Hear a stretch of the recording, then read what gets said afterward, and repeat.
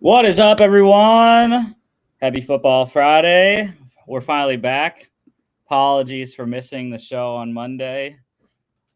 I had to catch a flight and didn't get time to get a show in. But so we got a lot of stuff to talk about. UFL Week 1, the big news, Stefon Diggs trade.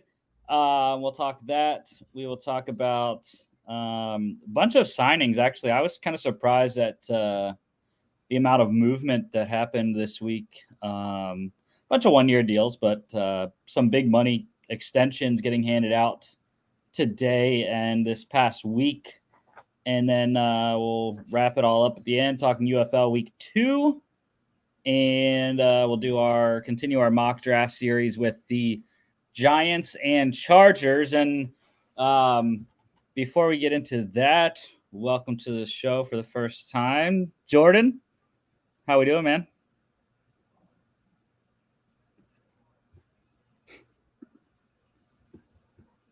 That good, huh? Jordan, come on. Don't be shy. I'm doing good. Connection issues. I'm glad to be All on the right. podcast. I'm glad There to he be is. here. Yeah, doing good though. All righty, let's dive in here. We'll talk UFL Week 1. So it was pretty good. Easter weekend. Loved having football on Easter. It was great.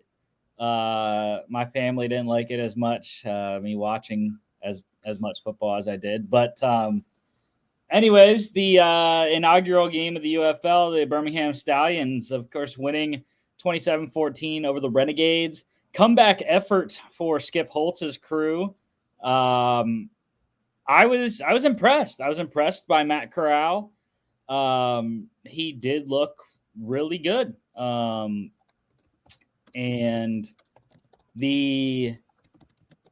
I think it was good, even though he got hurt. Adrian Martinez coming into the game when Corral was struggling a little bit, I think it kind of allowed Matt to kind of reset and get his bearings under him. Like, all right, whatever we've been doing hasn't been working. Get it figured out. And unfortunately, it took Adrian Martinez getting injured. Otherwise, I don't know if Corral would have been back in the game because Martinez was killing the Renegades with his legs. As you can see, he ran for 52 yards on 3 carries. So we really saw Adrian Martinez do what he did at Kansas State, which is scramble around, very fast quarterback, being able to run the ball and effective, to say the least. So hopefully he's good, though. I know he did get banged up, but Matt Corral coming back in, Panthers' former third-round pick. Again, super impressed by him. Stats weren't great. No quarterback really had good stats this weekend. No 300-yard passers, no 250-yard passers this weekend as well. The defense is, as is usually the case in whatever level of football you're playing, early on in the season, the defenses have the edge, which is what we saw this weekend with the UFL as all 4 games went under.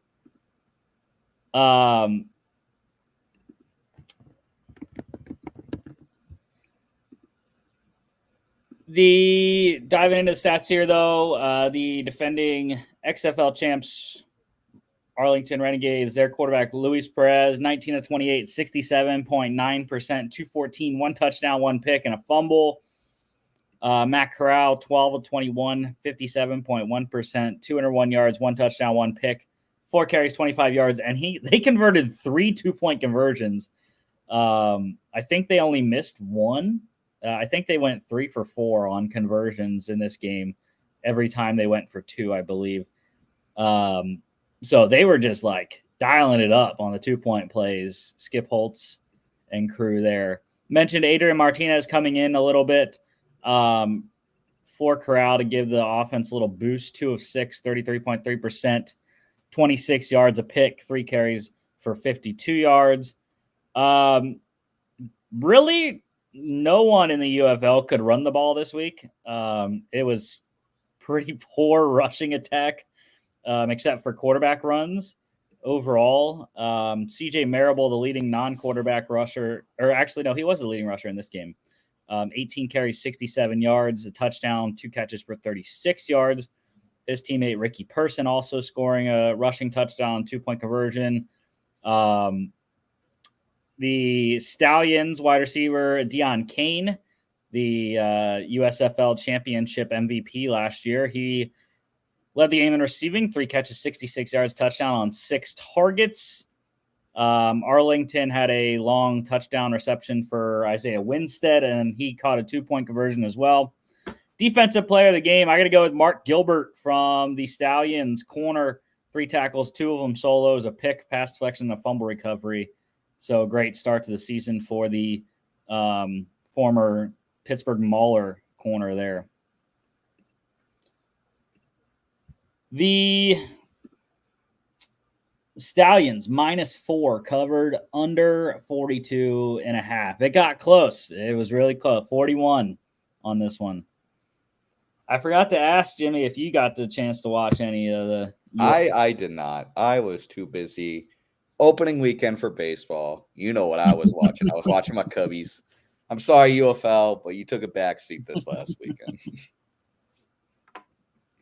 Well, the second game on Easter Eve here, the Panthers shocking everyone, including us, because we all picked St. Louis, as did, I think, most people, considering they were 7-point favorites, even though it was in Detroit. The Michigan Panthers, though, pulled off an upset 18-16 over the Battlehawks. I thought it was going to be an awesome comeback from A.J. McCarron, and that was going to be the story we were going to be talking about because he led the Battlehawks down the field. They were down 15-10 and led them down the field, got the touchdown, and, got the 1-point lead. And then this guy named Jake Bates came around and shocked the world with a 64-yard game-winning field goal. First field goal he had ever made, I heard. It was a little bit of a discrepancy in the story.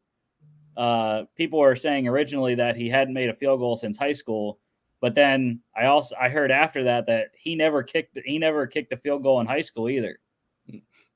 He was a kickoff specialist from like day one. So that's ridiculous for one. And the fact that he made it twice, because he made it when they iced him as well. And then he's like, all right, that's fine. I can kick it again. And just drilled it with room. Like, it wasn't even close. He probably could have made that from 69 or 70. But defensive battle in this one. I thought A.J. McCarron looked pretty good. Didn't miss a beat coming back from his stint with the Bengals last year.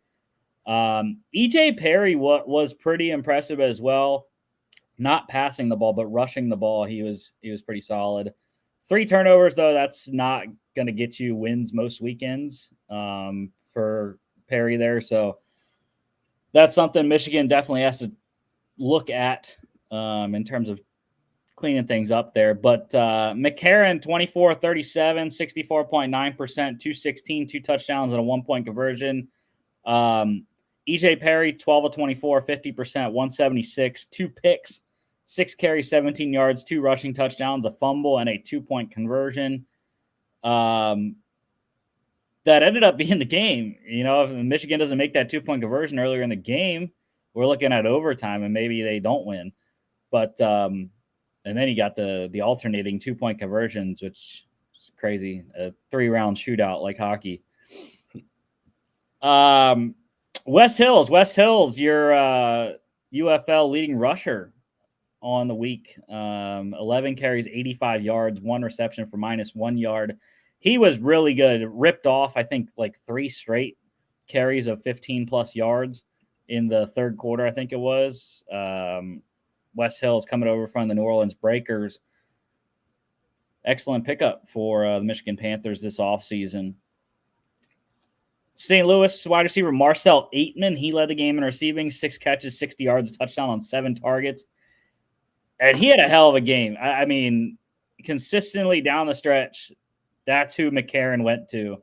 And the catch that he had on 4th, and I think it was like 12 or 15, whatever it was, on the sideline to get both feet in. You're jumping. You had to jump up, catch the ball first, which not hard. He's 6'4". But then to get down and just barely get your heel inside the white, that was an excellent catch. And then like 2 plays later, who does McCarron go to for the touchdown? It's Aitman on a like comeback route at the 3-yard line, which was difficult in its own right. Caught it, and I think it was 4th and goal. He came back in to the field of play, and then like somehow muscled his way into the end zone. So yeah, props to Marcel Aitman. Again, thought I was going to be talking about the Battlehawks, not the Panthers winning this one when that drive happened. But you also had his teammate Jake Sutherland catching a touchdown. Pretty solid game for the tight end there. I think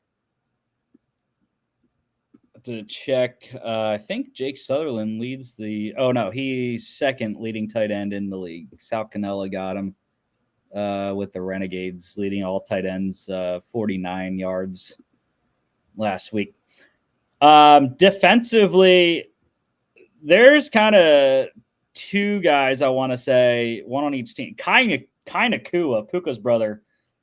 He had a hell of a game from his strong safety spot. 11 tackles, 8 of them solos, a sack, and 2 tackles for loss. Nakua was everywhere.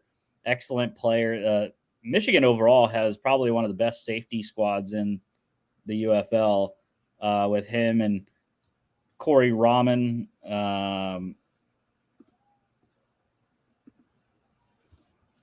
Him, Corey and Ballard, Sean Mahone, those 3. You can include Kedrick Whitehead as well.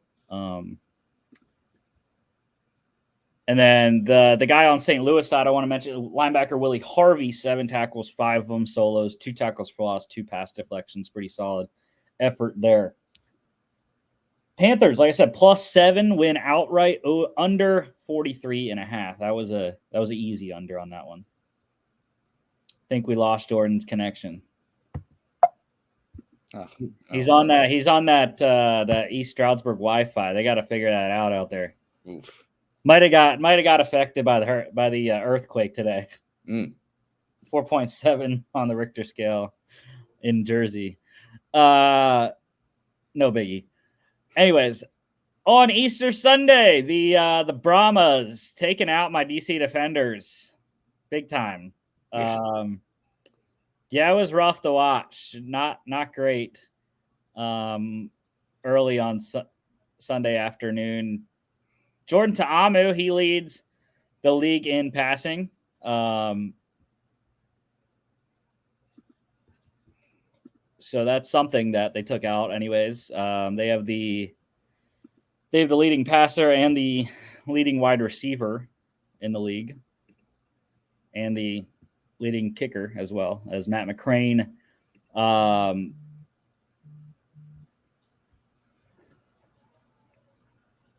Kicked all of their extra point, or all the points came from Matt McCrane for the Defenders.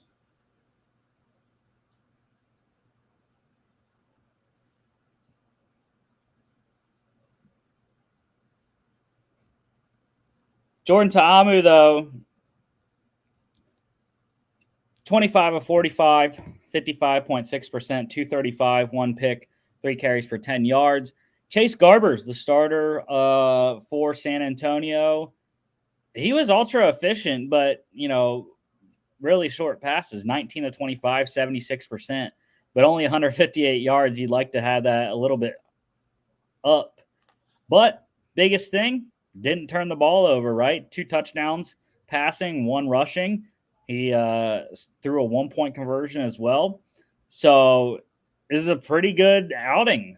First game for Coach Phillips and his new quarterback there, Garbers. coming out of Cal a couple years ago. And, of course, this game featured the play that everyone has been talking about.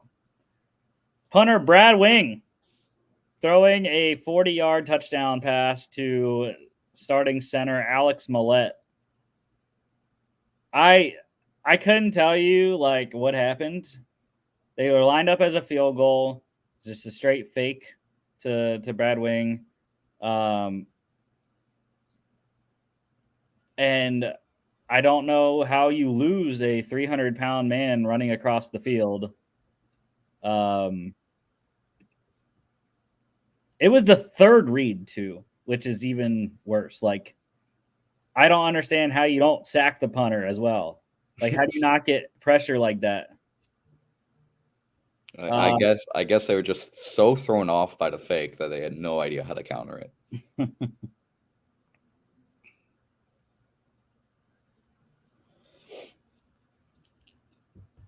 Yeah. So that was the worst. I was very surprised at the kind of poor play on the part of Greg Williams' defense for DC. You know, last year DC was awesome. Greg Williams called a great season to a 9-1 regular season record, and the defense really returned a lot of their players from last year, kind of in contrast to the offense. But yeah, I was surprised that DC is at the bottom of the league, tied with the Renegades for the most points allowed in Week 1. Anthony McFarland Jr., former Steeler there, led the game in rushing for the Brahmas, 9 carries, 47 yards, and a 28-yard reception. Really solid game for McFarland. The biggest issue offensively for DC, they couldn't run the ball, man. Like, it was horrendous. Cameron Harris led them in rushing, 21 yards on 8 carries. That's bad. Very bad. So that is like, they need to figure out how to run the ball, or else they're not going to have a season, because, you know, this week they're coming up and they got to play the Roughnecks. And the Roughnecks completely shut down the Showboats rushing attack last week. You know, they allowed, the leading rusher was Case Cookus, their quarterback for Memphis, 16 yards. The leading non-quarterback, 3 yards for their starting running back, Darius Victor. Nice work. So it's not going to be easy. I can tell you that. When you got to run against Olive Sagapolu, who is, for one, Logan would like this if he was on today, a former Badger, 6'2", 341 inside at nose tackle. Not easy to run against. Anyways, DC wide receiver Ty Scott led the game in receiving, 4 catches, 87 yards on 6 targets. Big workload for Brahmas wide receiver Jontre Kirkland, 8 catches, 61 yards, touchdown on 9 targets. He also fumbled the ball and missed his only passing attempt.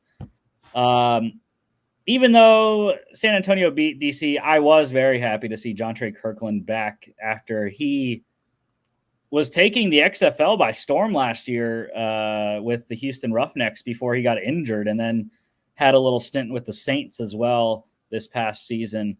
But happy to see him back from his injury last season. Hopefully he can stay healthy the entire spring.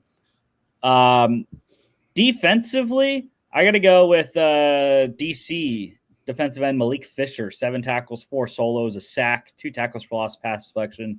Big 92 coming off the edge. I was pleasantly surprised by his effort there. And then, like I mentioned, Matt McCrane, kicker for the Defenders, scoring all their points. 4 for 4 on his field goals, 50 for a long there. Brahmas plus 4.5. They went outright under 42.5. Final game here, my Memphis Showboats. See, at least I didn't lose both, right, on Easter. At least I got one. You gotta get one for Jesus. Yeah. The Showboats 18-12 defensive win over the Roughnecks. It was really funny because you see like the pattern that happened on week 1. 27-14, 18-16. 27-12, 18-12. So it was high scoring, low scoring, high scoring, low scoring. But yeah, this one was a big defensive battle most of the day. Memphis had the game in hand for the majority. Roughnecks scored late to make it a one-score game. But Case Cookus, the only thing I'll say with him is that they threw it 40 times. And that's because, like I said, they couldn't run the ball. So they had to throw the ball, which, I was screaming, just throw the ball during the game because I was like, you can't run. So throw the ball, which they did 40 times. 23 of 40, 57.5%, 204, 1 touchdown, 1 pick, 4 carries for 16 yards. And this is why I said Houston, I think, is the worst team in the league because they have the worst quarterback. Jarrett Garantano did not play well. Pretty accurate, 16 of 21, 76.2%. But kind of like Chase Garbers, only 157 yards. He did run the ball pretty well on his 2 scrambles for 22 yards touchdown. He also got strip sacked on one of them. But Memphis also is very gritty in run stuffing because, as you can see, the leading non-quarterback rusher in this game was the Roughnecks running back TJ Pledger IV. 6 carries for 15 yards, caught 2 balls for 14 yards. So there was literally no ground game in this one other than the quarterbacks. Kirk Merritt, he actually led the Roughnecks in receiving. That's why he is on there. 4 catches for 33 yards. Jonathan Adams for the Showboats, he led the game in receiving, 4 for 49 on 5 targets. Big target share day for his teammate Dawood Davis, 7 catches, 43 yards on 10 targets, also had a 15-yard carry. So, that was like something that Memphis had to try because they were like, well, we can't run the ball up the middle, so might as well try to get a wide receiver on the outside, and it worked on the one play for Dawood Davis there. My guy, Vinny Papali, man. I don't know if you saw his touchdown reception. Oh, my goodness. Look it up because it is dirty. Toe tap city at the back of the end zone. I don't know how he caught the ball and kept his feet in, but that was his touchdown on the day. It was a very excellent play by Vince Papali's son. I just saw the United Football League's tweet of it. Damn. That's something you'd see like Chris Carter doing in the back of the end zone when his prime with the Vikings. Damn, man. Look at that concentration. Yeah. Got that from his daddy. Woo! Vince Papali. Dude, I love that movie. Great movie. Mark Wahlberg's my dude. Of course. Got rid of the Boston accent for the movie. Pretty bad day for Isaiah Henney, the former Pittsburgh Mauler. Caught just two balls on offense for 9 yards, 2 fumbles, 1 on offense. And then when the Roughnecks were getting the ball back, they were going to get the ball back with a chance to go tie or win the game. Muffs the punt, and Memphis recovers. That was ball game after that. Defensively, I got to go with my guy, Greg Reeves, linebacker for the Showboats, 3 tackles, all of them solos, 2 sacks, 1 tackle for loss, and a forced fumble. Reuben Foster also did have a good game in his first one with Houston. Showboats -2 covered, under 39.5.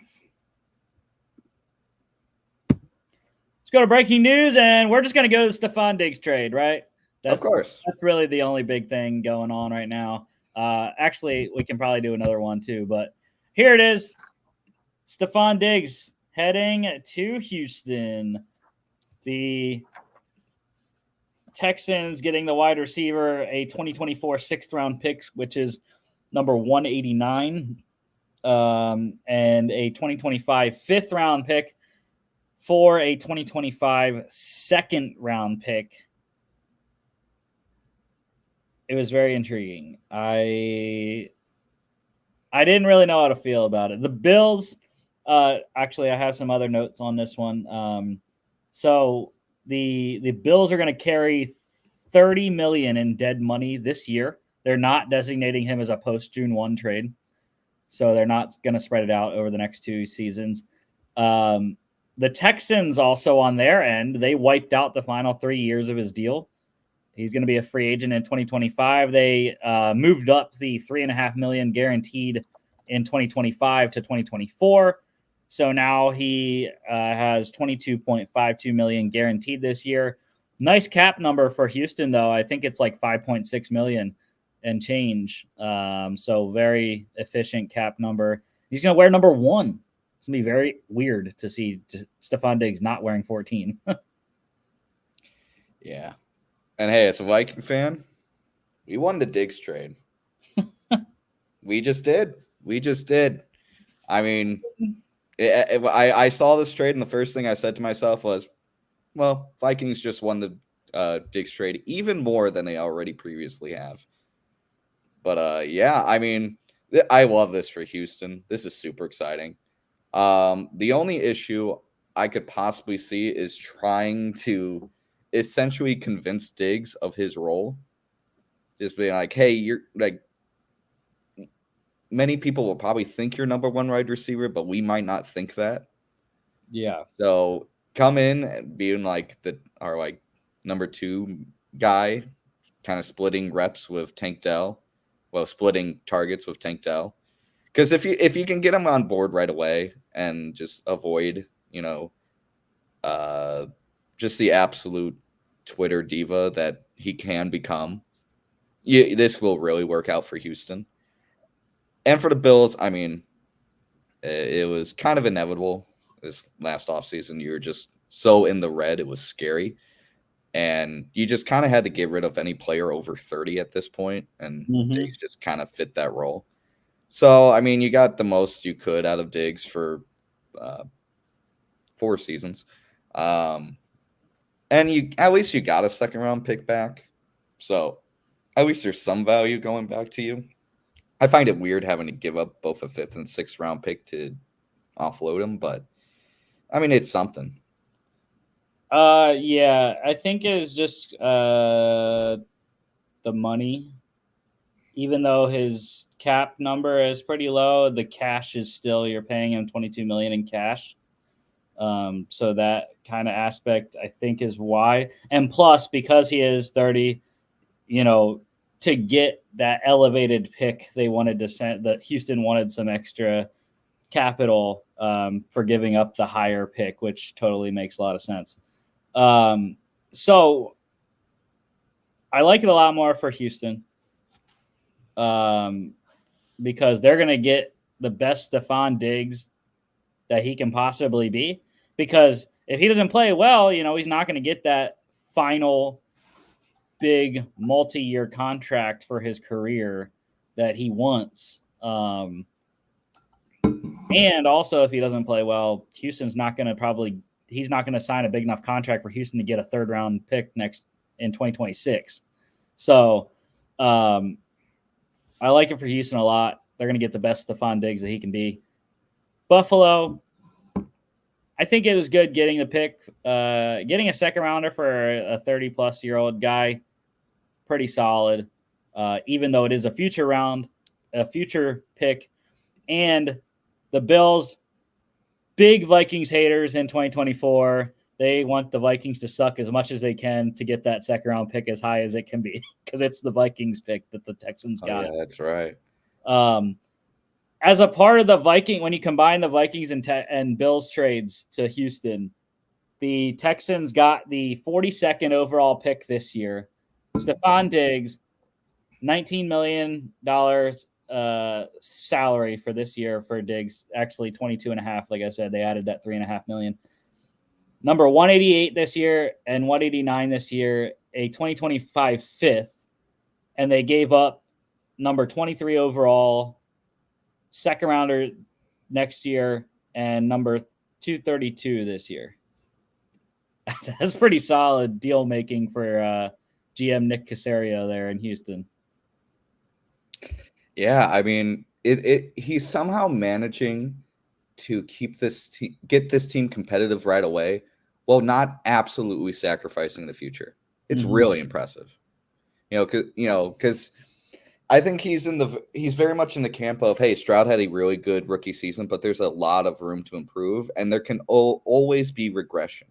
But we get him what he needs to be very good, and get this team what it needs to be very good without giving up too much draft capital. We can continue to build ourselves up internally and not have to worry about, having to force our way back into the first round in trades because we just don't have any.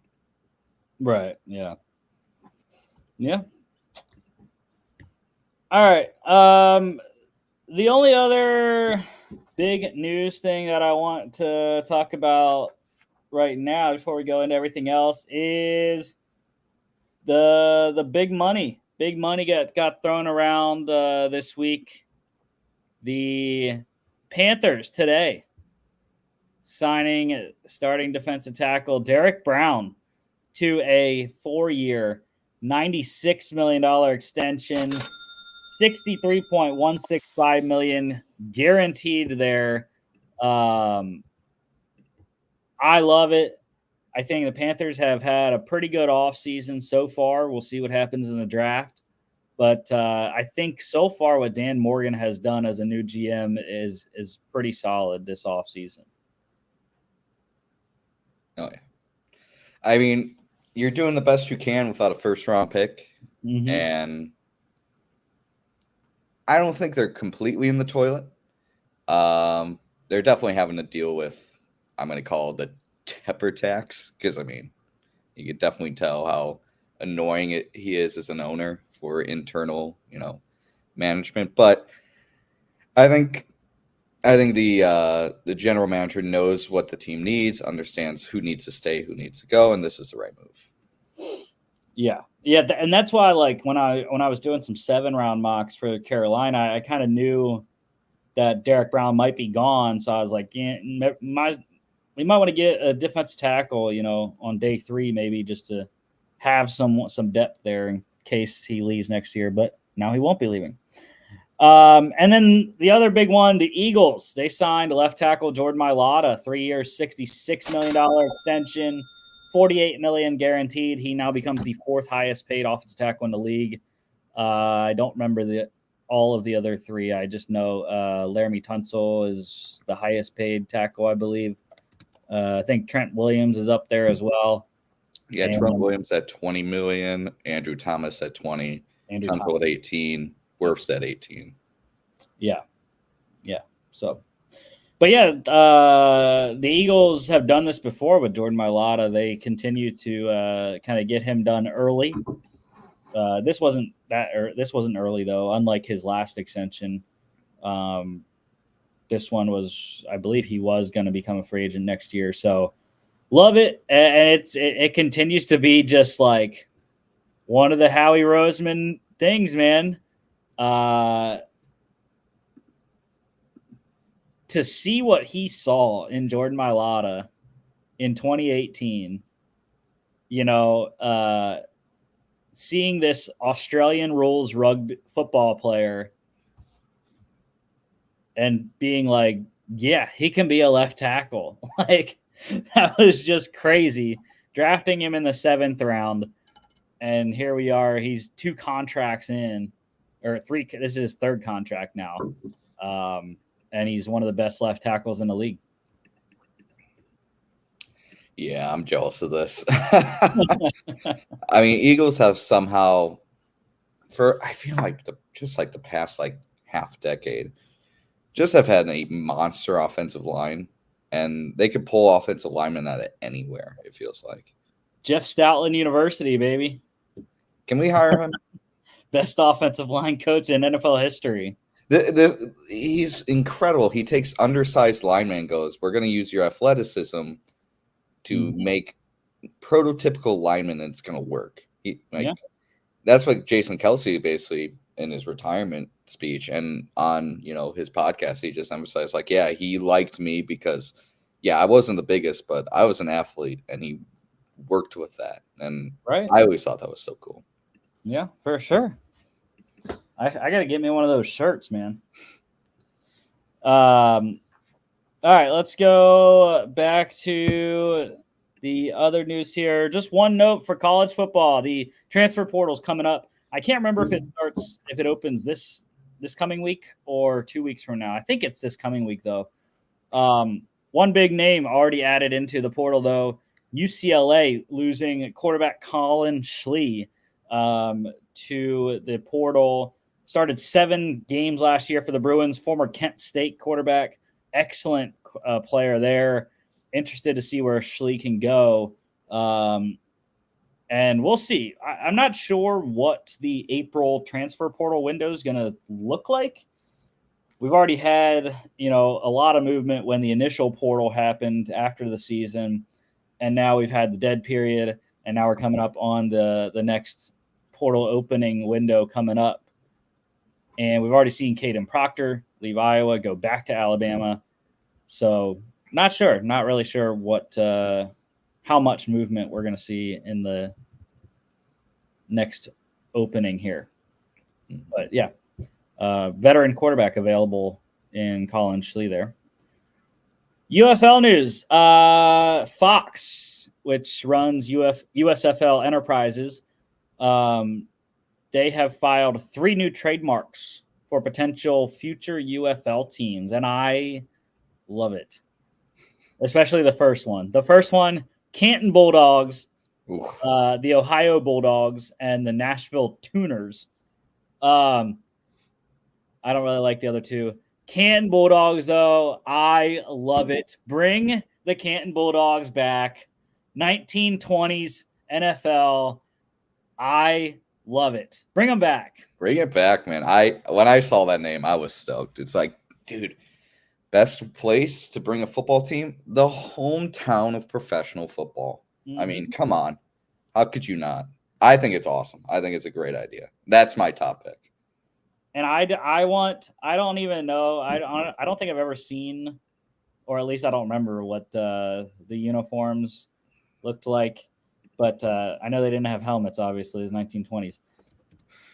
But I would love just like give me a block C on the sides, and I'm in. Yeah, you don't have to be, you don't have to overly modernize. You don't have to go over the top. Just a big old block C. Yeah, that's all you need. I don't know what colors they were, but it's like I'm looking at. It's like maroon. It's maroon and white. They're kind of maroon, white, and brown pants. So they're kind of just a walking candy cane over here. Yeah, I'm all in on Canton Bulldogs. Bring it back there. I'm kind of surprised the NFL didn't have that trademark. If they don't, you take it. Yeah. Well, I guess it does say they just filed. They didn't really, get a decision or whatever. Didn't learn anything in IP, as you can tell. Mm-hmm. And one injury to note for week 2 coming up. Battlehawks, they're going to be without starting linebacker Mike Rose. Tweaked his ankle in practice this week. So big loss for the St. Louis defense. But look for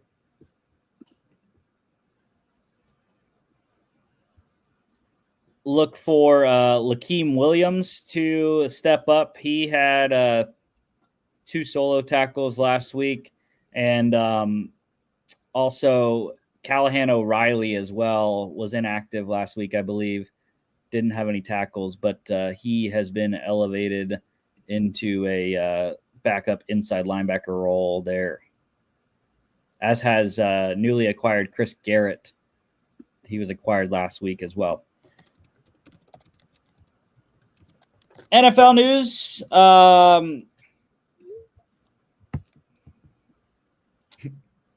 Sending our condolences to the Davis family down in Florida. Their former corner Vontae Davis passed away over the weekend, 35 years old.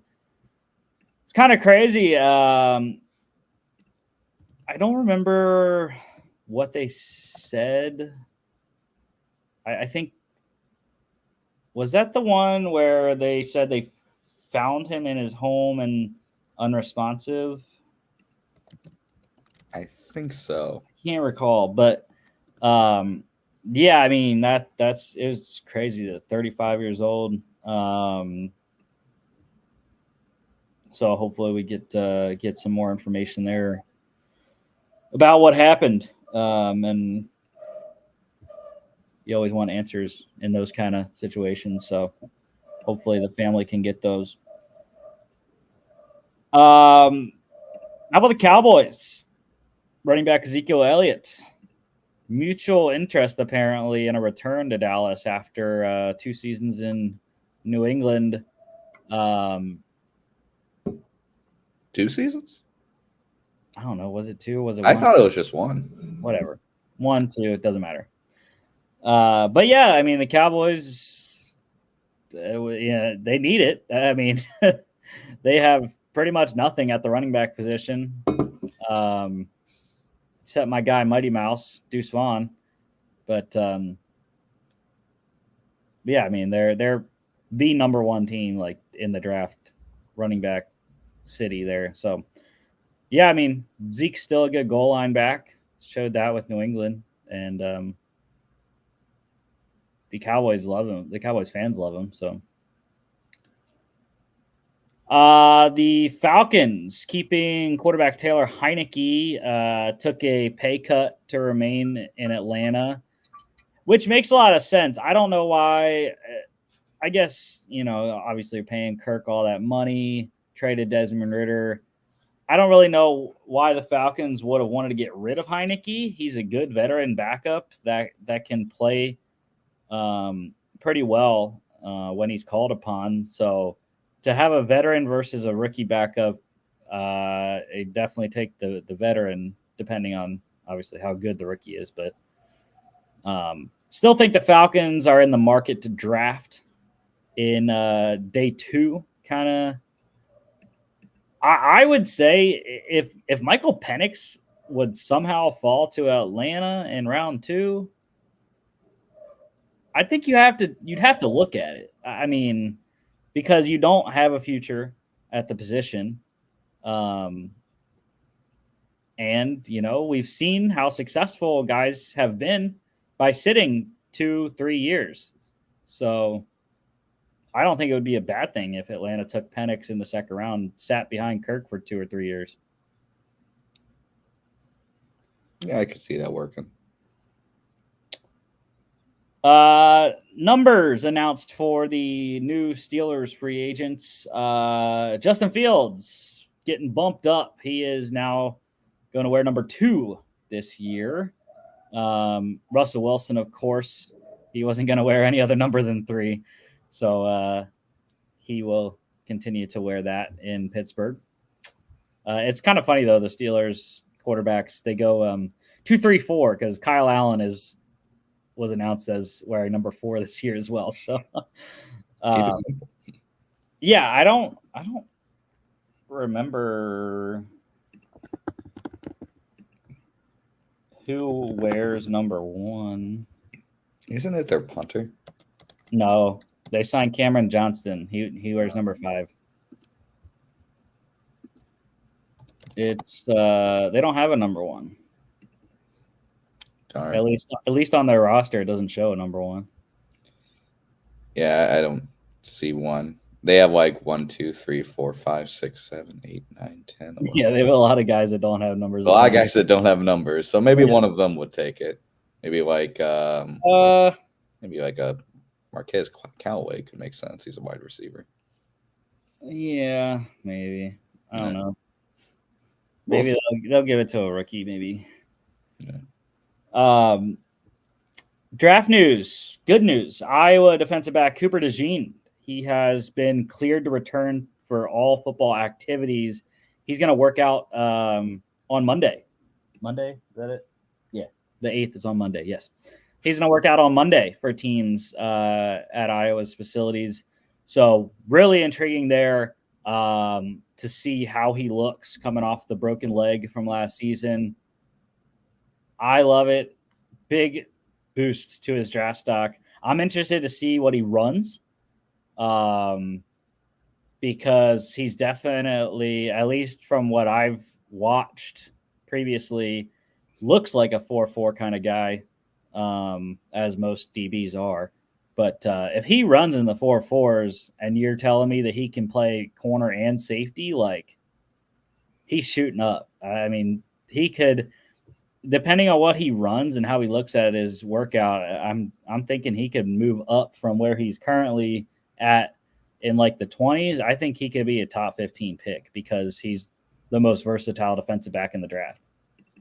Can play nickel, can play corner, can play safety. All right, some extensions, re-signings to the Lions. We had the restricted free agent madness going on with tight end Brock Wright. The 49ers offering him a offer sheet. The Lions taking their right and matching that offer for the tight end there. So Brock Wright gets a new 3-year, $12 million deal, $6 million guaranteed. That's a really good deal for a backup tight end that's mostly utilized as a blocker. But he's key. He's key to that Detroit run game, though, especially when they're running 12 personnel. The Ravens re-upping a linebacker Kyle Van Noy to a 2-year, $9 million deal. That made a ton of sense. Losing Jadeveon Clowney, they had an opening at edge rush, needed something there. Probably going to do some in the draft as well, just to get some younger guys to pair with Odafe Owe. But Van Noy, he had a good season last year. I think him and Clowney combined for like 15 sacks or something like that.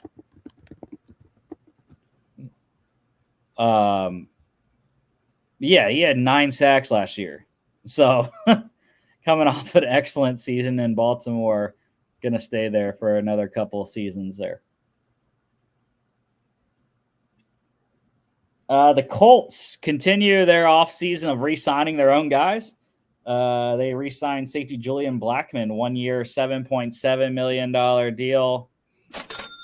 Forgot to do that for Kyle Van Noy and Brock Wright, but got it for Julian there. 1 year, $7.7 million, $3.2 million guaranteed there for Blackmon.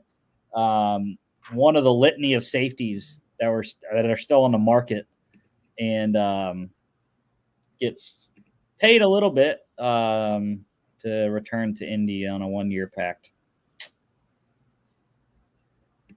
The Eagles, they signed safety Reed Blankenship to a 1-year extension. Love that. Reed Blankenship was one of my favorite players coming out as an undrafted free agent. Out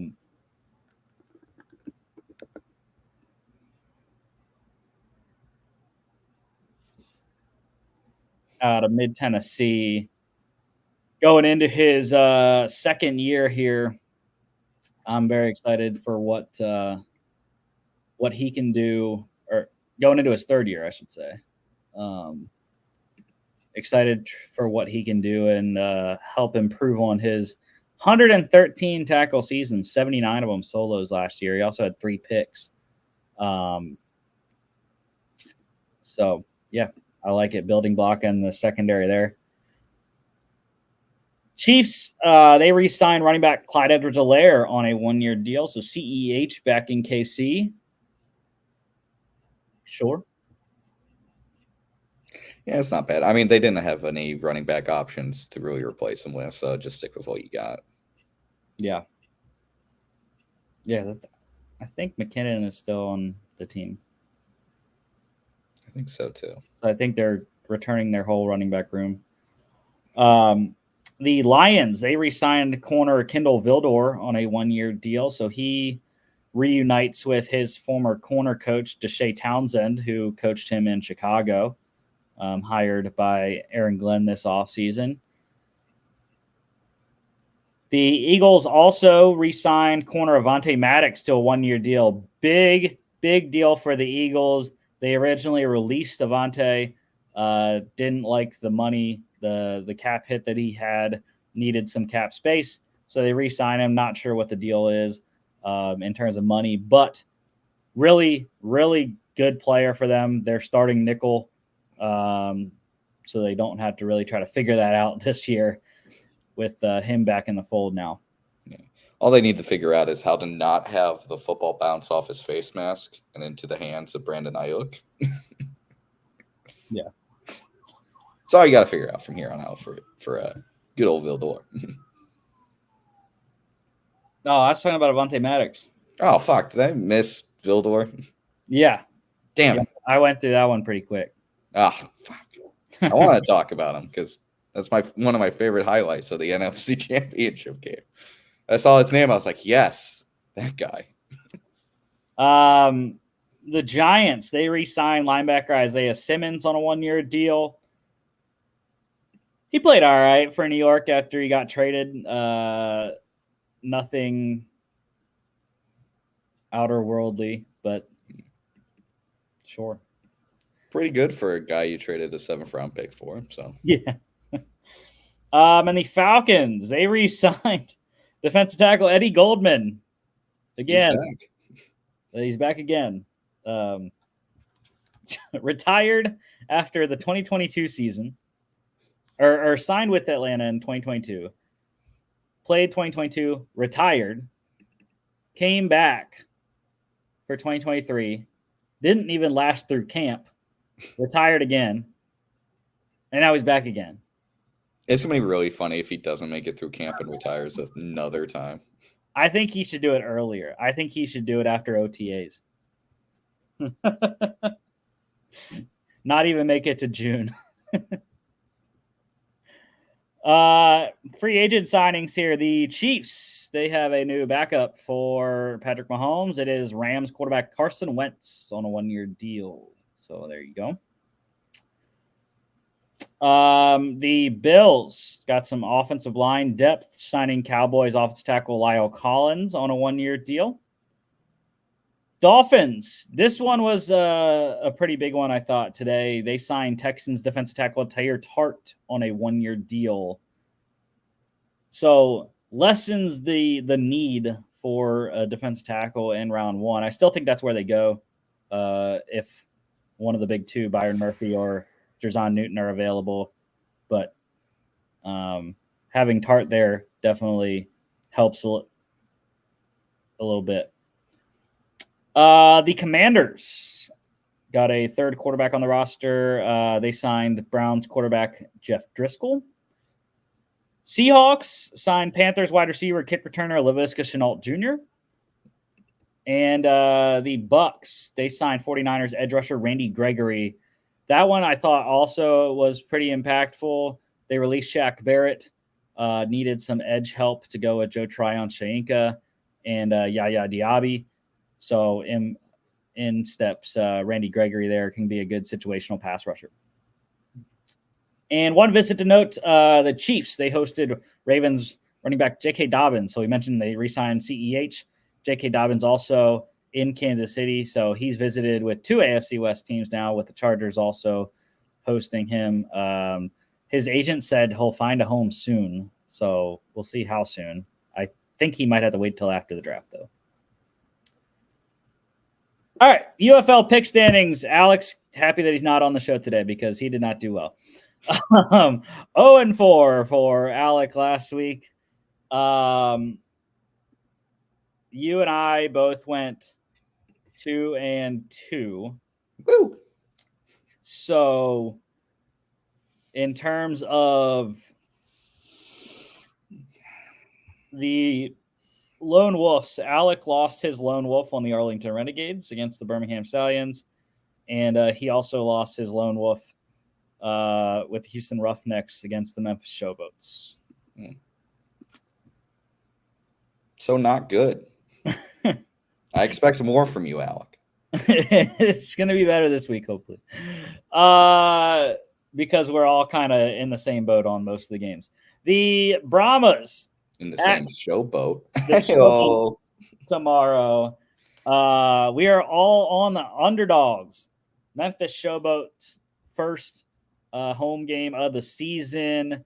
Really excited. I think this is going to be a good matchup. I am hammer the under because this is going to be a defensive battle. These two teams were two of the three teams that allowed just 12 points defensively. Now, I included Houston in that as well because they only allowed 12 defensively to Memphis because Memphis scored a defensive touchdown last week on a fumble return for a touchdown. So these two combined to allow 24 points last week. I love the under in this game. I think it's going to be a hard-fought battle. And again, it'll be interesting to watch, like, who can run the ball. I think that's a big thing in this game. San Antonio was pretty successful last week in running the ball with Anthony McFarland anyways. John Lovett didn't really have a great day, but McFarland averaged 5.2 yards per carry on 9 carries. And like I said, Darius Victor was the leading non-quarterback rusher for Memphis, and he only had 3 yards on 10 carries. So will Memphis be able to run the ball? That's a big issue. But hopefully Captain Cookus can get us the win here in Memphis. But it's definitely going to be tough. Against Wade Phillips, it's always tough playing a Wade Phillips coach team. So let's get it done, Coach Flip. The total, like I said, under, I love the under, 40.5. It's the lowest of the 4 games this weekend. Love the under. I don't care. Hammer it. Do what you want. 12 p.m. on ESPN tomorrow. The other game tomorrow, the Renegades at the Battlehawks. I'll be watching this at Barrister's, Jimmy, if you want if you want to hang out. I don't have a ticket, so I'm not. Sorry, man. I'll be busy watching WrestleMania. Go Cody Rhodes! Just crash it. It's all good. We are all on St. Louis, all in step here as well. St. Louis has to bounce back this week. This is going to be a tough matchup for them to bounce back with. However, like I mentioned before, the Renegades are tied with the DC Defenders with the most points allowed in the league so far. 27 allowed to the Birmingham Stallions last week. I think the Battlehawks are just as good of an offense as Birmingham is in terms of weapons. And quarterback play, I would say they're even better than Birmingham with A.J. McCarron. The biggest thing I will say, though, is protection. Can Arlington get pressure, and can the Battlehawks protect A.J. McCarron? Because they gave up 3.5 sacks last week against the Panthers. Arlington, on the other hand, only got 1 sack on Birmingham. So that's going to be a big battle there, I think, in this one. And I think this is, again, like I said, there wasn't very much production in the ground game for anyone last week. But CJ Marable was able to run for 67 yards on that Arlington defense. St. Louis was able to get 40 yards out of Wayne Gallman. Not great, just over 3 yards per carry. But I think this comes down to A.J. McCarron against the Arlington defense, and I'm liking the Battlehawks. I don't really know about 5. I feel like when you get above 4 in a league like this, it's tough to take that many points on a team. Even though St. Louis, them and DC have the 2 best home crowds in the league. And the Dome's going to be rocking for the home opener. That also, I think, plays a factor into this game. So maybe they do cover the spread here. I don't like it, though. I would look at parlaying something with Battlehawks money line. Not really sure. The total is 41.5, so it's kind of iffy on that one. just because they gave up 27, Arlington did last week, it's kind of tough to figure out that line and which side I'm on. 8 p.m. though on ABC.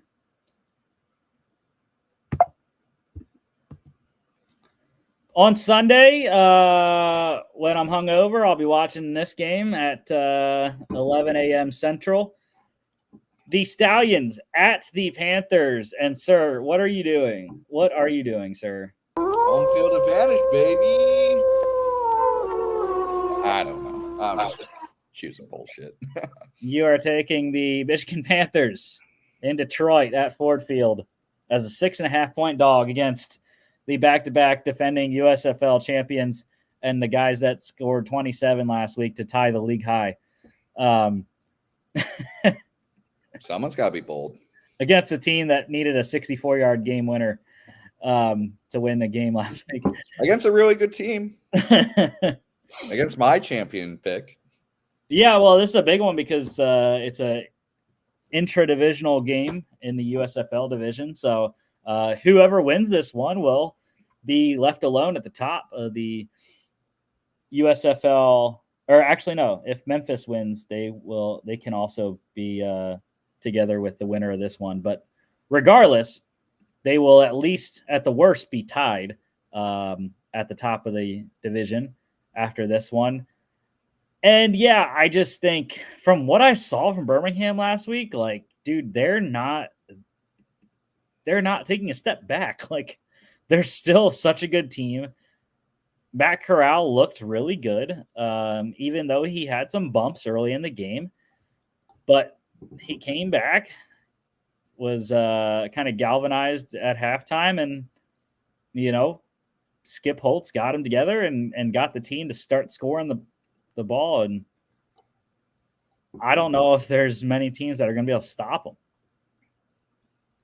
Although, I will say, Michigan's defense is nasty. They allowed 16 points, which not good. It's fifth most in the league.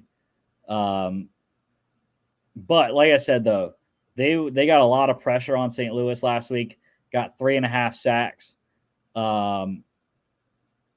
Arlington was only able to get 1 on Birmingham, like I said. So we'll see. I think this is kind of even in terms of defense. I just think the factor is going to be that Birmingham offense. I think Matt Corral, the weapons that they have, him and Jay Sternberger had a good game last week. I don't know about EJ Perry because he only threw for, 157 yards or something like that. 176 yards, was only 50% completion. He did have the 2 rushing touchdowns. But I don't know. I like Birmingham here, and their offense is the deciding factor, I think. Again, though, the spread, I don't like anything above 4 in the UFL, at least right now, because we only have one game to see where these teams are. And this one also, I'm not really sure about the spread, just like the Battlehawks game, because both teams are right in the middle of the league in terms of points allowed last week, with Michigan giving up 16, Birmingham giving up 14. So, yeah, I don't know. I don't really have a play on this one. I think, though, I'm leaning, though, Panthers plus 6.5. I think just their defense will be able to keep them in this game and keep them within 6. 12 p.m. on ESPN Sunday. And then the last game of week 2 here, all in lockstep. Once again, the Houston Roughnecks at the DC Defenders. 5 points at home at Audi Field. Home opener for DC. That place is going to be rocking. The beer snake is going to be long as hell. And I think this is a must win for DC. My bad. They're 0-1. My bad. In my mind, they're 1-0.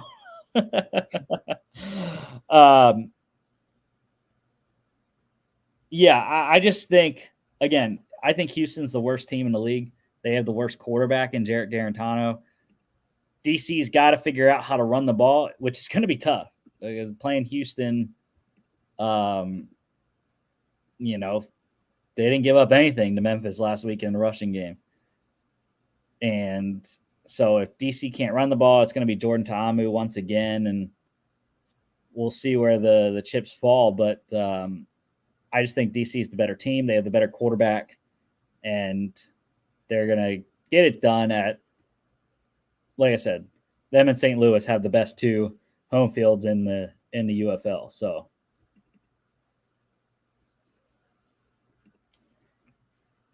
total is 41.5, and this also is an underplay. I really like the under in this one. Houston, like I said, tied for the league lead in 12 points allowed last week to Memphis defensively. They allowed that defense touchdown, like I said. DC. Now, people are going to say, but DC is tied for the league lead, is tied for the league worst in points allowed. They gave up 27 to San Antonio last week. Well, I'll say this. I think that was an aberration for Greg Williams' defense. I think they're not gonna give up that many points per game this year. They're gonna figure it out this week. And again, against a quarterback that I don't think is very good, and Jarrett Garantano, I think they might be able to turn him over once or twice, lead to some points for their offense. And I think it's going to be a lower scoring game, and that defense is going to come to play at home. So, yeah, I like the under in this one, in both of my team's games, like I said, with Memphis and this one. This one is at 4 p.m. on Fox. All right, time to finish up the show here with our 3-round mock series. So we're doing picks 6, 5, and 6 today. The Chargers at 5, the Giants at 6. Chargers, they both have their own picks in all 3 rounds. The Chargers at number 5, 37 and 69. Giants at 6, 47 and 70. Actually, no, the Giants 47. Is that not their pick? No, I don't think they have their second round pick. I thought I would have. I thought I wrote it down. Oh no, that's the Seahawks pick. My bad. Mm-hmm. Yeah, it's the Leonard Williams trade. So yeah. All right, let's get to it. And do the PFF because we know we got to be able to force trades. Although with both of these teams, I don't know how much I'd want to trade. Yeah. The Chargers, though. I could see the Chargers moving back. Yeah. We're going to do care for positional value. We're going to do the PFF board. Or you think we should do the public? Make it 50-50 PFF board just to see how different it is. Yeah, because Jaden Daniels is ranked like 20th in the PFF. Less random. Yeah, okay. All right. Let's see what we got here. Marvin Harrison. Damn it. Williams. All it. Drake May to the Commanders. Okay, this is looking realistic here. Marvin Harrison to the Patriots. And Malik Neighbors to the Cardinals. So we're kind of screwed here. Oh, man. Because I had a wide receiver. I had Neighbors available at past 4. I know, right? Yeah. That would have been a home run selection, I think. But it's okay. Chargers, I'm picking with Joe Alt. I've had Joe Alt in all my mock drafts. I know it's not a sexy pick, but I've seen how Harbaugh really cares about the trenches, and you pair Alt with Slater, and you have a 1-2 punch at the offensive tackle position that can last you honestly a decade if everything goes well. So I know there might be an argument if Neighbors is still available. Mm-hmm, yeah. But I would not take a Dunze over Alt if I were the Chargers. I could say a Dunze with the Giants, but a Dunze for the Chargers when Neighbors and Harrison are both not available, I would pass and go with the best offensive tackle in this draft. I would go Alt. Yeah, I agree. I think putting him at right tackle which is going to be a transition. I think he's played left his whole career at Notre Dame. But that would move Trey Pipkins into a swing tackle role, which would really help the roster, help the depth. And they would be set at all 5 positions, getting Jamari Sawyer 2 years ago at right guard. They got Corey Lindsley at center, Zion Johnson at left guard 2 years ago, and 3 years ago drafting Rashawn Slater, like you mentioned, at left. So, yeah, I'm down for Joe Alt at 5 here. And we have the Giants here. All right. This is where I would pick Neighbors if Neighbors were available, but since he's not. No. Oh, you're going to go all the way down here? Oh, yeah. You're going. We should draft Jaden Daniels. I don't think they will. Why not? I think they still believe in Jones. I think they still expensive. We can have Jaden Daniels sit for a year behind Daniel Jones. We can get a wide receiver with our second-round pick and go ahead. The value is outstanding here. Although wide receiver is a big need. I just don't I think you can't pass up resetting your quarterback clock with a guy that's has a higher ceiling than what we see with Daniel Jones at this point. Yeah, that seems logical. I'm trying to be realistic. I think in this situation, this is realistic. I don't think it would. You haven't seen the mock drafts where the Giants pick a quarterback? I haven't. I've seen them trying to get either offensive line or wide receiver. You gotta look at some other ones. I guess. I mean, I would go Jaden Daniels here. I think realistically in this situation, they would probably trade back with a team like Vikings, Broncos, Raiders. But yeah, would you want to trade back here? I don't think so. I think that the value is too good, and I understand you can get picks, but the thing is, even if you get those picks, you can get out a Daniel Jones deal next year. Mm-hmm. And if he doesn't play well this year, you're in a quarterback class next year that isn't very heralded. Mm-hmm.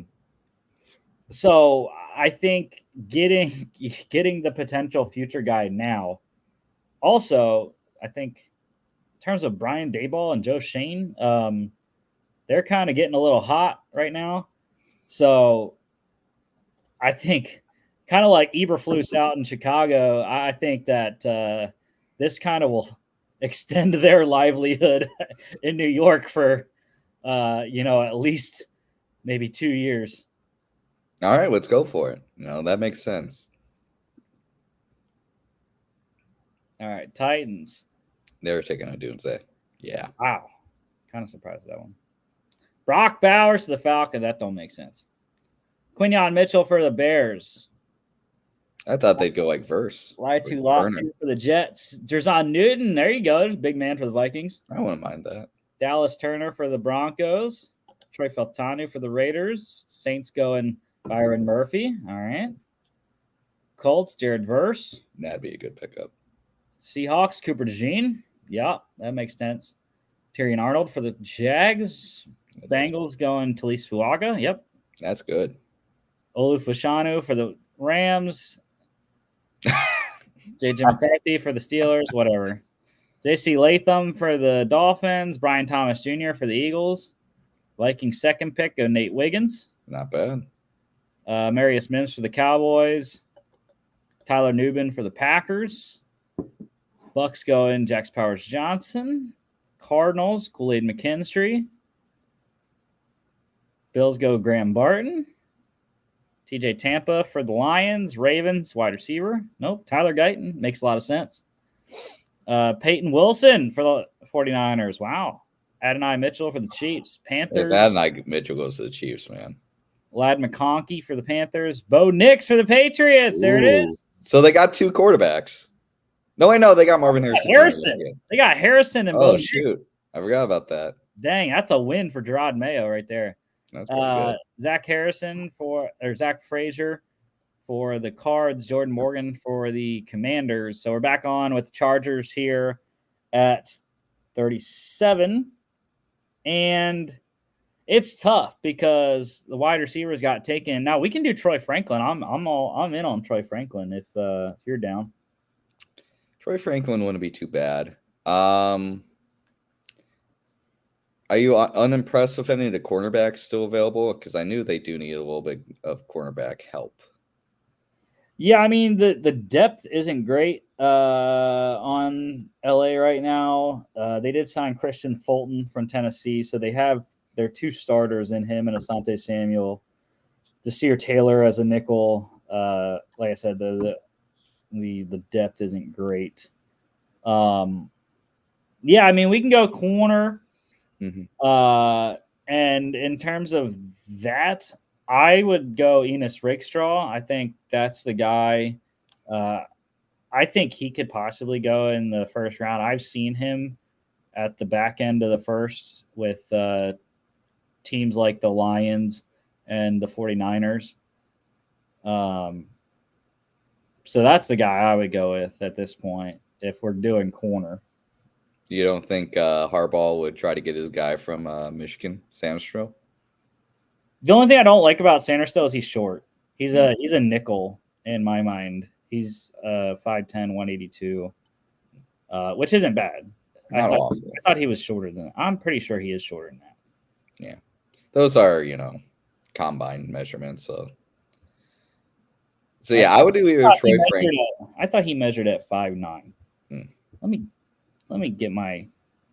Maybe he stretched a little bit. Let me get my freaking combine sheet out here because I'm pretty sure he was a 5'9" guy at the combine. But anyways, go ahead about your analysis there. I mean, I got nothing other than Michigan connection. Maybe Harbaugh would want to bring in a guy he knows his strengths and weaknesses, some guy he knows how to plug and play. I mean, I like Troy Franklin. I like Rakestraw a lot. I just think the intrigue of coach and player match, to me, makes the most sense here. But if the Chargers aren't looking for a guy in the nickel position, they could probably pass on Sandstrom here. Yeah, at the combine, 5'9". Yeah, he's also got pretty small hands, 8.5-inch hands. So yeah, he's a nickel. There ain't no way he's playing outside corner at 5'9". Yeah. He's a really good nickel, to say the least. But yeah, I like Enos Rakestraw as the best corner of the available guys right here. If we're going corner, I mean, again, the wide receiver is not great. I do think though, like you kind of mentioned, corner is more of a need, even though we have starters. I would go Rakestraw and see if we could get a wide receiver in the third. All right.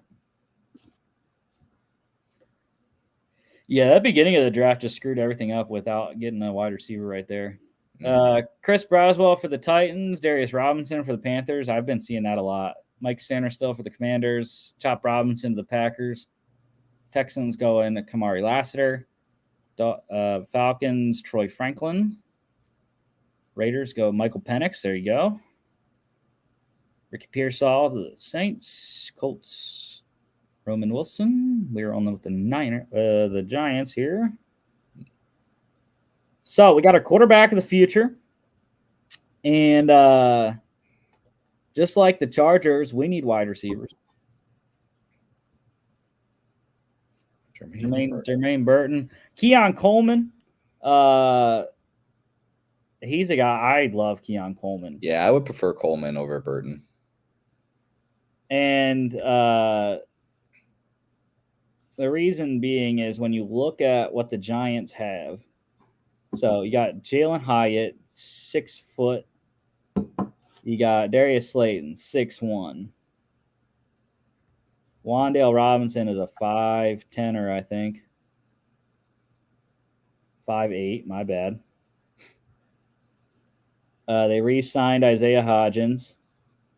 He's bigger. He's 6'3.5", 6'3 and 5/8. And then they signed Isaiah McKenzie, free agency. He's a 5'7" guy. And that's their main 5 currently. So you have one guy that has size, and that's Isaiah Hodgins.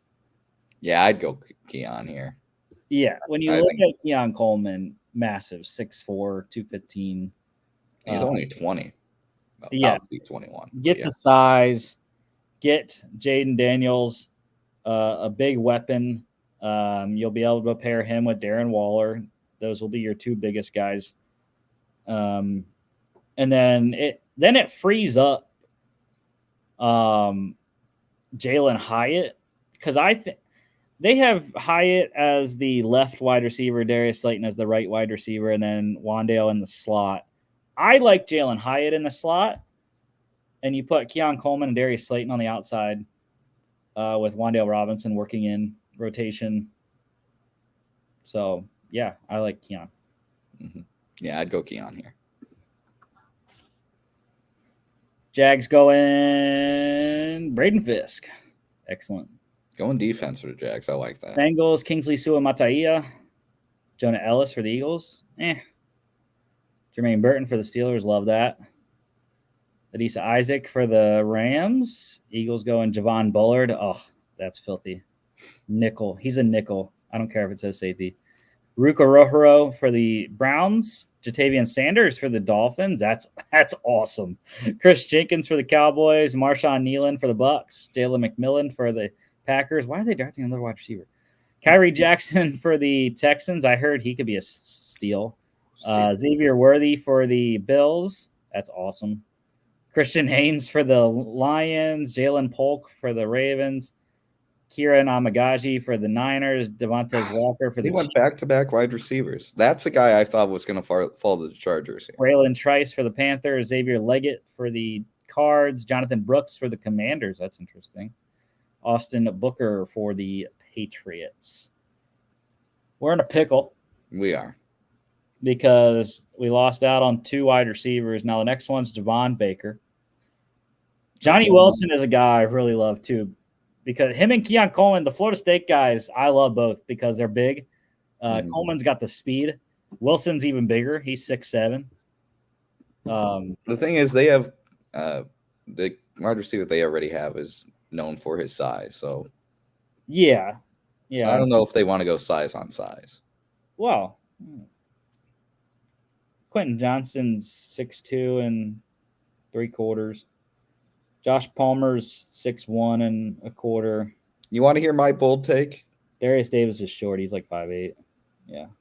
Want to hear my bold take on this pick? Mm-hmm. They go running back to replace Eckler. They signed Gus Edwards.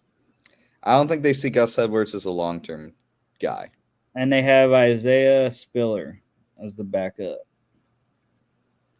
Oh, shoot. I don't know. I think it'd be super interesting if you got someone like Bucky Irving here or play Corum. I know you're not high on Corum. Maybe it's just, again, it's kind of like the other pick I was thinking. Just, you know. I think he's slow. That's why I don't like Corum. Yeah. I don't remember what he ran. Yeah. Maybe, I don't know. Maybe Bucky Irving could make sense here. I mean, sure, you have Gus Edwards and Isaiah Spiller, but I'm not moved by either of those guys long term.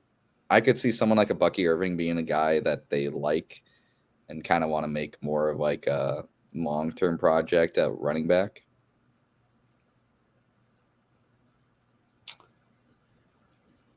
I was thinking, I wish we had a trade offer, but it says 0 right here. So, let's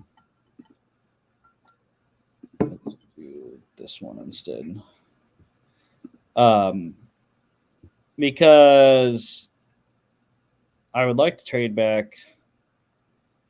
I was thinking about edge too. Gabe Murphy's there because, you know, they restructured Bosa and Mac. Maybe they could go interior line and go like Sweat. I was thinking that too. That was my other one I was going to mention. Its nose isn't that bad. The D ends in their 3-4 are worse. And I think Tavondre is, I'm sure he can play it, but I think he's a bona fide nose tackle with how big he is. Mm-hmm. And I don't really think linebacker is that big of a need. When they signed Perriman and Troy Dye in the offseason, they drafted Henley last year. Nick Neiman's still there. As bad as it is, I think we got to go wide. I think we have to go wide receiver. That's so. What If they're going wide receiver, I think they have to go speed. What I have as in terms of needs for the Chargers, I have wide receiver first, corner second, and then I have tackle third, which we already got a tackle. And then I have linebacker and then interior D line, which is more D end, like I said, than nose in their 3-4. So we still haven't got their first need in terms of my ranking, anyways. So I think it has to be one of these guys down here. I would say if they're going wide receiver, you have to go speed. Well, I mean, they have Quentin Johnson's fast. Darius Davis is fast. Yeah, but when I think Johnson, I think more just the over the top height kind of player. Like, no, he runs a 4.3.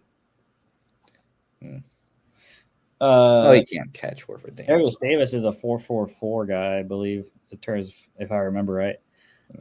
Josh Palmer's not as fast, but I mean that's fine. We can go Javon Baker. It's all good. Yeah, I would rather do Baker than Wilson here. So in terms of the Giants, what we got Keon Coleman, we got Jaden Daniels in tow, and I didn't mention what I have for the Giants' needs on my board, and for New York, I see it as corner, first need, wide receiver, safety, running back, and right tackle. So it sets up well. We haven't gotten corner yet, and the reason why I say corner, even though they drafted Deonte Banks last year, like they have 0 players, bro. Like right now on Our Lads has them starting Nick McLeod at the other outside corner spot. Yeah, unless you I find have no clue who the hell Nick McLeod is. Yeah, I think you got to go defensive backfield here.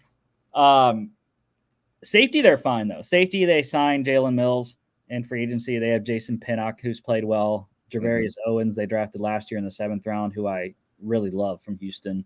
And then they drafted Dane Belton a couple years ago in the 4th round. So I think it's corner. And even though it's a reach, I highly doubt Max Melton will be here. I've heard his name jumping up a lot. I've seen him get mocked into the 1st round. Like he's jumped that high. So there's no way he's actually going to be here in reality. But because he is, I think Max Melton is an excellent player. I can't remember if New York likes to run a lot of zone or man. But I think he can play either. Yeah, I think this pick makes a lot of sense. And especially in a simulation, if you see a guy fall that, that shouldn't be, down to you, you have to take him. Mm-hmm. Yeah, him and the other corner available here, Andrew Phillips. I've heard both of them rising a lot pre-draft here. All right, Cardinals going to go with Jaden Hicks, Jets. Adrian Cooper, Lions. Gabriel Murphy, yep, that makes sense. Brandon Dorlus for the Falcons, replacing Calais Campbell. Tavondre Sweat for the Bears. Spencer Rattler, there's the quarterback Broncos get. Patrick Paul, Raiders. Jalen Wright for the Commanders. Did they just draft 2 running backs? They did. Andrew Phillips for the Falcons. Jamari Thrash for the Bengals. There's your T. Higgins replacement. Malachi Corley for the Seahawks. Junior Colson for the Colts. Rams going Blake Fisher. Steelers, Blake Corum. No sense there. Yeah, that doesn't work. Brendan Rice for the Browns. Renardo Green for the Texans. Johnny Wilson to the Cowboys. That one is bleh. Mason McCormick. Bucky Irving to the for the Packers, Bucky Irving to the Bucks, Christian Mahogany for the Cardinals, Dominic Puny for the Packers, Michael Pratt for the Bucks. There's quarterback. Jerry and Jones, the Ravens, Cameron Kinchins for the Niners, Michael Hall for the Chiefs, Kalen Bullock for the Jags, Bengals going Cedric Van Pran. Damn it, they went right in front of the Steelers. Jacob Cowing. Whoo! Jeremiah Trotter for the Rams, Commanders going. We don't know. It doesn't matter. Who cares? I want to know, though. I don't want to know. It doesn't matter. You need to know. No, I don't need to know. I'm going to close my eyes. I think you're on a need I think you're on a need to know basis. And no, I'm covering my eyes. Can't make me look. Can't cover your ears though. Sione Vaki. Sione Vaki goes to the Commanders there. So this is what we got here. Mock draft assistant. I don't understand what. I don't need an assistant. I'm better than you. Oh, this is something they added. Okay, I like it. Interesting. They said we should have drafted Braden Fisk at 47 instead of Keon Coleman. I don't think D-line is that much more important. Well, no, especially when Didn't they just re-sign a guy? Well, they have Dexter Lawrence. Mm-hmm. And they have Rakeem Nunez Roaches. But, they just got Brian Burns at edge. I mean, yeah, I guess the interior D-line isn't the greatest. But, I mean, you'd rather go wide receiver in that position. Yeah, I mean, interior D-line didn't even crack my top 5 needs for New York. Mm-hmm. So, but yeah, I mean, this would be a godsend for the Giants. I mean, to get the quarterback of the future that has a lot more upside than what they have with Daniel Jones right now, sit behind Daniel Jones for the year unless he gets hurt again, which probably likely. They get a weapon for him in Keon Coleman. They get some help on the back end of the defense with Max Melton there. And then for the Chargers here, for the Chargers, they said we should have drafted Roma Dunze. They had more of a need at wide receiver, which I do agree. The wide receiver is Trey Pipkins is serviceable at right tackle, so I think they will eventually flip that. I understand Alt is outstanding, and again, I think he's going to be a Joe Thomas 10-year kind of guy, but. Yeah, I could see them flipping, go wide receiver at 5, especially like we said. It was tough when Neighbors wasn't available, and we were expecting Neighbors to be available or Marvin Harrison. I think if one of those two guys is there, I think they go wide receiver. Mm-hmm. But yeah, I mean, Enos Rakestraw, Javon Baker, really like Rakestraw. I like a lot of the Missouri guys in this draft. Him, Darius Robinson as well. Javon Baker, I'm not the highest on, but like you said, it made sense with the speed element for him there. Mm-hmm. And then, I mean, if anyone cares, this is how the entirety of the first round played out. I will say, as a Viking fan, if we don't end up trading up and getting a top flight quarterback, I'd be super cool if Johnny Newton and Nate Wiggins. Yeah, I mean, who did the Vikings end up drafting? Didn't they get a quarterback? No, not in our draft. Oh, I thought they did. No, they sticked and picked. No, I thought they got one eventually. Oh, I don't remember. I don't remember either. But anyways,